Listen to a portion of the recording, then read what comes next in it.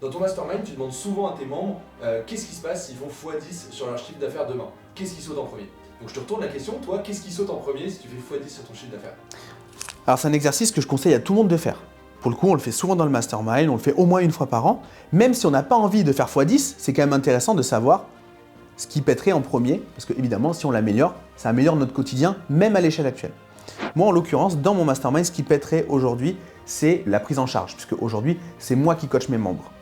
Il y a des masterminds où tu es accompagné par des coachs, des entrepreneurs qui ont peut-être d'ailleurs pas forcément réussi sur tous les pans de leur carrière, mais qui ont une compétence et qui vont la donner en tant qu'expert. Moi, j'ai décidé de ne pas faire comme ça, j'ai décidé d'incarner moi le delivery. Donc, ce qui va sauter en premier, c'est cette prise en charge. Donc, je sais très bien que si demain, le mastermind doit changer d'échelle, et c'est absolument pas ce que je veux aujourd'hui, il faudra que j'ai une promesse différente, qui se rapprochera plus d'un cabinet de conseil plutôt qu'une offre de mentorat comme ça l'est à l'heure actuelle. Mais toi, c'est dans ton intérêt de faire x10 sur ton chiffre d'affaires? En fait, réellement, c'est pas réellement dans l'intérêt du groupe surtout. On a un motto, on dit qu'on est sharp parce que nos conseils sont précis, et en l'occurrence, si tu multiplies par 10 le nombre de membres, je vais pas pouvoir être sharp.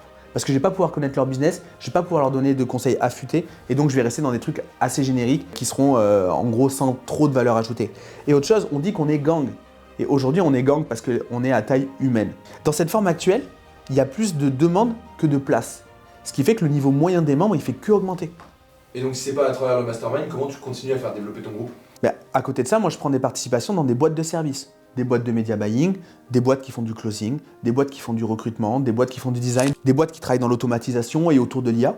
Ce qui permet en fait de compléter aussi mon réseau d'experts à proposer aux membres du mastermind, mais également à travailler avec des gens en dehors, sans que ça soit directement moi qui les prends en charge, puisque là, c'est directement des solutions opérationnelles, directement implémentables dans les boîtes.